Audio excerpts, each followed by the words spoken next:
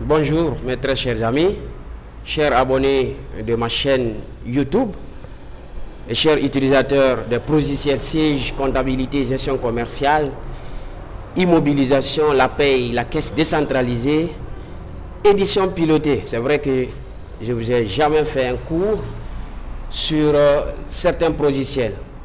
C'est pas grave, avec le temps, on le fera.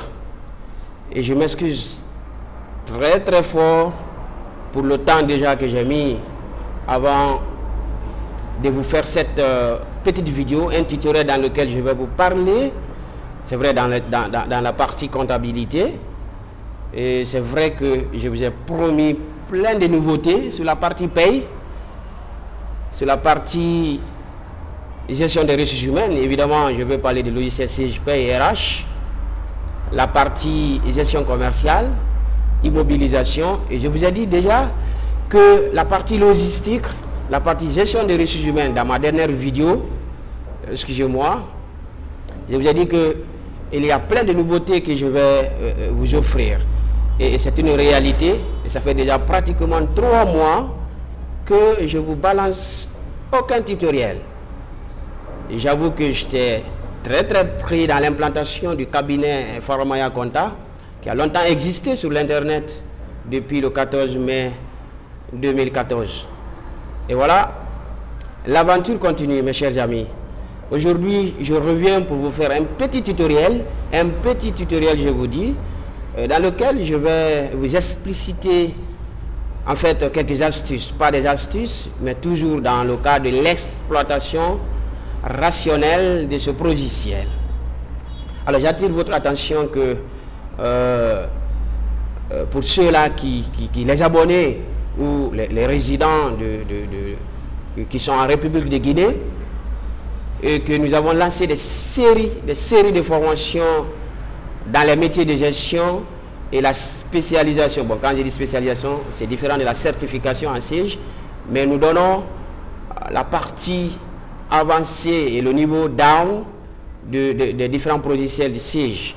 Et voilà, donc, vous voulez vous former en qualité de comptable débutant, en qualité d'assistant comptable, comptable confirmé, chef comptable, en tant que gestionnaire de paye, gestionnaire de projet, un trésorier, en qualité d'assistant de direction, nous vous offrons des formations via le logiciel. Chaque type de formation est adapté à un programme défini. Et là, pour d'amples informations, vous nous retrouvez dans la commune de Ratoma, à la cité Anko 5, tout près des rails, en quittant vers Koza. Je vais parler de l'axe de Prince. Et si vous êtes de l'autre côté, vous êtes au Burkina, en Côte d'Ivoire, et vous voulez bénéficier d'une attestation de 2 à 3 mois, voire une formation de 2 à 3 semaines, évidemment, vous pouvez nous contacter, et par le biais de la formation à distance sur Skype, comme j'ai l'habitude de le faire, vous pouvez vous perfectionner ou vous initier dans l'un des logiciels. Alors, ce dont je viens vous parler aujourd'hui, c'est que j'ai reçu pas mal de questions, et c'est quotidien, déjà dans ma boîte. Ce n'est pas parce que je refuse de vous répondre, mais c'est que je recense et je le fais en des tutoriels. Parfois, il y a des gens que je réponds spontanément, ceux-là qui n'ont pas la chance d'avoir des réponses spontanées. Alors, je suis vraiment désolé parce que c'est une question de temps parfois. Mais je vais toujours profiter de vos questions, de vous faire des tutoriels. Voilà. Alors, à part des questions que j'ai reçues sur la partie paye, sur la partie GRH, et sur la partie gestion commerciale, édition pilotée, états comptables fiscaux, des états comptables fiscaux, du moins, dont je vous ai promis aussi un cours dans ça.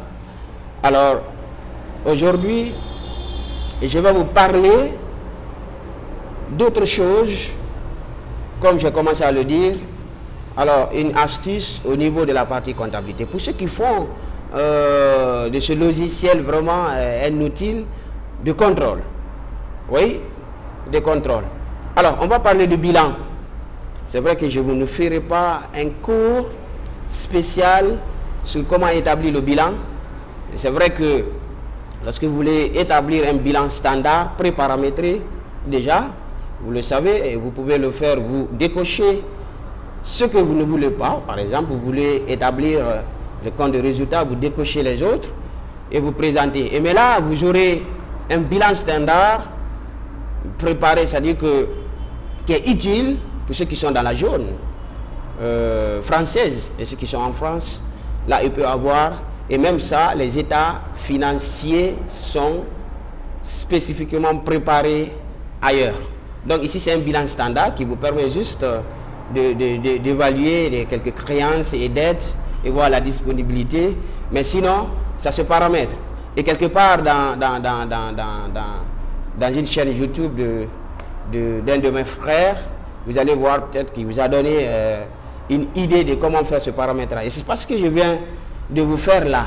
Mais une petite exploitation, quoi. Et là, comment vous pouvez faire une comparaison entre le bilan d'ouverture et les soldes de clôture d'un exercice.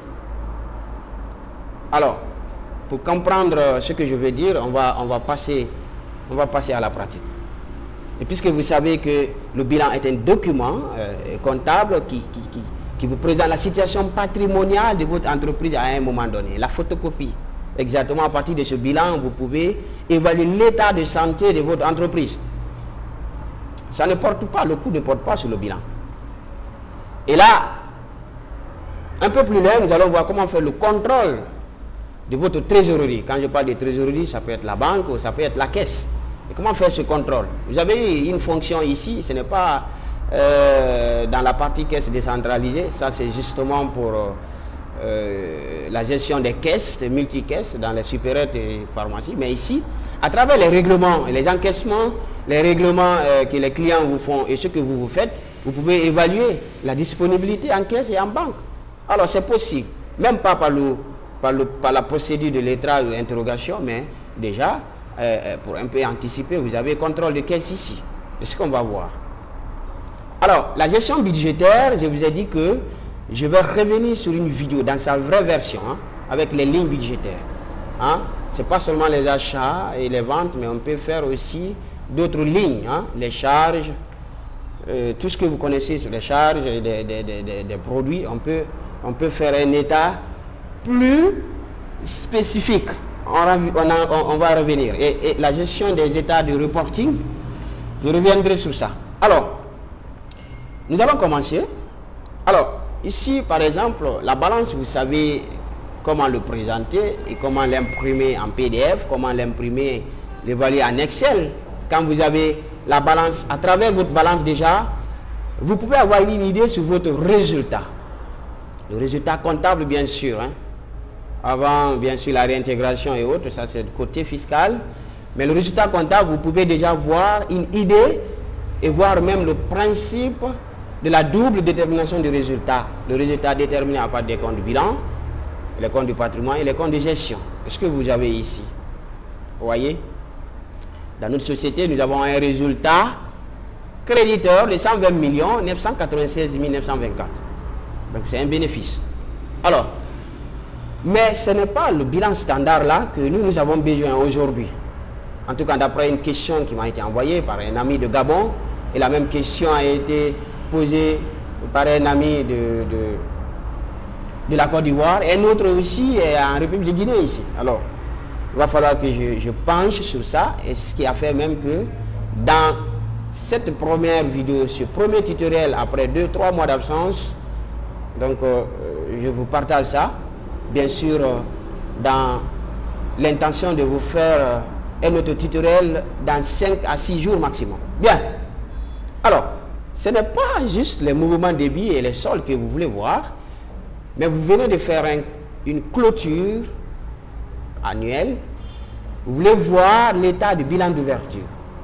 Nous n'allons pas aussi entrer dans l'enregistrement, la saisie, comment imputer le bilan d'ouverture. C'est des questions c'est une question aussi qui m'a été envoyée plusieurs fois. Mais ce que vous retenez, c'est pas pour rien que vous avez créé le journal des reports à nouveau. Et si vous voulez, vous utilisez le journal des opérations diverses. C'est que le principe de la journalisation d'un bilan d'ouverture, vous allez débiter tous les comptes de l'actif et vous allez créditer ceux du passif. Et là, vous allez équilibrer peut-être par le capital. C'est un bilan d'ouverture. Alors, ici, moi, je vais le présenter à partir de la balance de contrôle des soldes. Et voilà.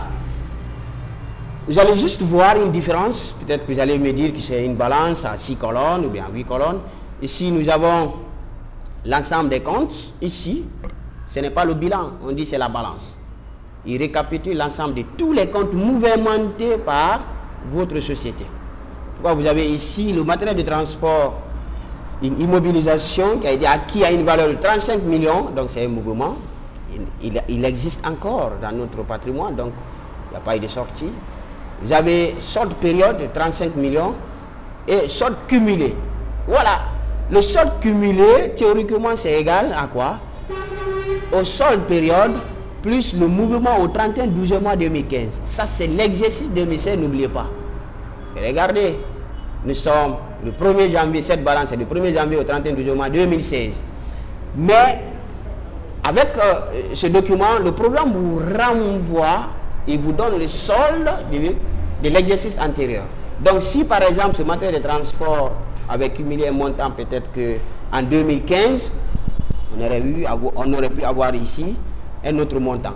Et vous verrez que tous ces comptes-là, clients, TVA facturé, TVA récupérable, le compte de Société Générale, la caisse, tous ces comptes ne présentent aucun mouvement 31-12 mois 2015. Bon, ce qui veut dire tout simplement que notre société a été créée en 2016, que nous n'avons pas commencé l'activité en 2015. Maintenant, pour vous qui avez créé la société en 2014 par exemple, donc le programme va présenter chaque année les soldes.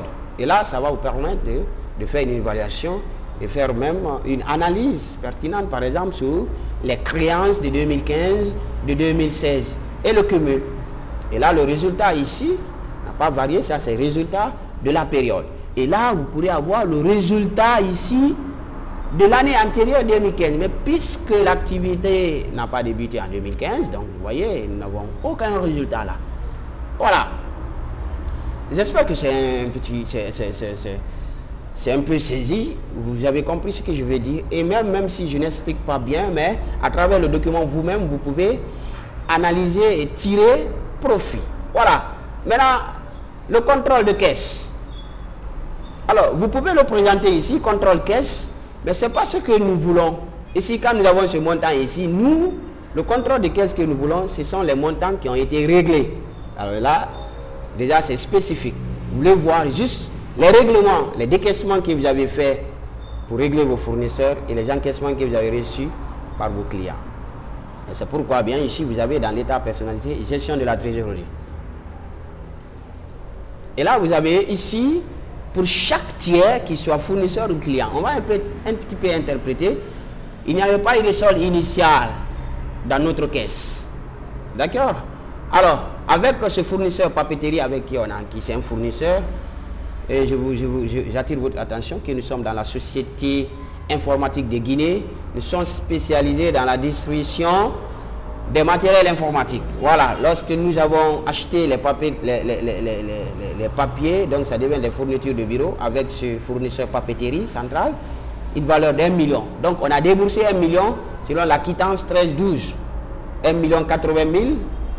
Vous voyez, c'est en ce moment le solde était créditeur parce qu'on n'avait rien. Donc ce qui est pratiquement impossible. Hein? Alors si on fait une analyse, ici, on n'avait rien comme solde initial dans la caisse, mais nous avons pu régler notre fournisseur d'une valeur de 1 million 80 000. Pratiquement impossible, nous ne pouvons pas donner ce que nous n'avons pas en poche. Voilà. Et là, à la date du 22 5e mois, ce client Jack Elec, à qui nous avons fait une vente, il nous a réglé un espèce d'une valeur de 10 millions. Donc vous voyez, les 10 millions viennent justement absorber les 1 million 80 000, ce qui fait 8 920 000. Et nous avons payé notre fournisseur, le propriétaire de notre bâtiment, le loyer. Donc ça c'est le paiement du loyer d'une valeur de 500 000 à M. Souma. Donc ce qui fait un solde maintenant de 8 420 000. Donc à la date du 5, nous avons une disponibilité en caisse de 8 420 000. Vous pouvez le faire avec les banques. Là, ce n'est pas juste la caisse. Ici, c'est une personnalisation, c'est justement pour la caisse. J'aurais pu mettre ici gestion de la caisse. Mais là, ici, si vous faites comme ça, c'est pas seulement la caisse, mais avec la banque. Si vous le faites comme ça, c'est que vous avez la caisse, vous aurez aussi la banque. Et vous pouvez le personnaliser. Hein. Lors de la présentation, vous ne voulez pas la caisse, mais c'est un contrôle. Par exemple, vous pouvez prendre la Société Générale. Et là, donc tout ce qui est affiché par chèque électromatique, par ayotique, donc vous voyez déjà, à la Société Générale, à cette date, vous avez 10 656 000. Et si vous interrogez ce compte, en réalité, ça doit vous donner ça. Voilà. La gestion des comptes généraux. Et là, si vous, normalement, vous interrogez la Société Générale, il doit pouvoir vous donner le même solde. Alors, regardez, mes chers amis, c'est le même solde qui s'affiche, un solde débiteur, ça veut dire que nous avons un avoir en banque de 10 656 000. Vous voyez, non? Et lorsque vous avez fait le contrôle de cette caisse ici, au lieu de la caisse, vous prenez Société Générale et vous affiche cette disponibilité. Et là, cette fois-ci, c'est avec les mouvements. Comment vous avez fait le dépôt, les retraits, ainsi de suite. Vous voyez, un chèque nous a été remis par le client là, et nous avons 6 696 000. Encore un autre chèque de la part d'Electromatic, 21 300 000. Nous avons émis un chèque à l'ordre de ce fournisseur ayotique, 17 400 000. Ce qui fait une disponibilité. Voilà, donc voilà un peu et comment vous pouvez faire un peu le jeu avec ça. Et là, il y a plein de choses dans cette partie comptabilité que j'ai envie de vous faire, comme par exemple, comme je viens de le dire, l'état de reporting. Et là, il faut forcément passer par le paramétrage d'abord du plan reporting. Et je vous dis tout à l'heure que je vais vous faire un autre cours sur la gestion budgétaire. Gestion budgétaire. J'en ai fait un cours, un tutoriel, mais là, ce n'est pas sonorisé. En fait, juste, ce sont les instructions qui sont données, mais je n'ai pas parlé là-bas. Donc, je reviendrai sur ça. Alors, chers amis utilisateurs de la partie comptabilité, c'était cette petite partie, ce petit tutoriel que j'avais à vous partager. Et là, je m'excuse encore très fort pour le retard, pour le temps, pour les 3 mois que j'ai mis, parce que j'avoue que c'est depuis janvier que je vous ai fait un cours sur les différentes remises dans la gestion commerciale. Et là, dans un bref délai, hein, après le séminaire sur la GRH, qui est prévu le samedi 14 mai, et qui va durer 1 mois pratiquement, donc une certification en GRH appliquée au logiciel. Là, on va faire la gestion prévisionnelle des compétences, la gestion des formations, des carrières, de temps, ainsi de suite. Après ce séminaire, je reviendrai pour vous partager un cours spécial sur la partie paie. Allez, portez-vous bien et à bientôt.